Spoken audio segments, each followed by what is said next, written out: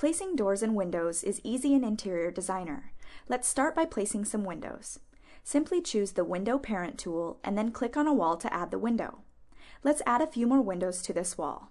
To move or resize the window, simply click on the window and drag it. It's that easy. We can also design in 3D and continue adding windows to better visualize our project. Any object you place in the program can be completely customized for the look and feel you desire. To see how, we'll open this window's specification. Notice all the tabs enabling you to customize the window to your exact requirements: window type, dimension, specification, window options, sash and frame, casing, lights, and materials. Let's change the window's type to a fixed glass window.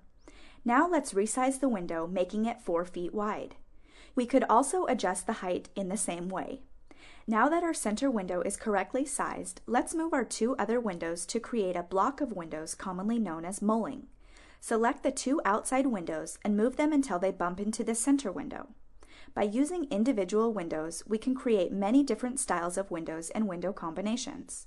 To add window treatments for your windows, choose them from the library and click to place them on the window. You can then easily resize them for the window to create the look you desire.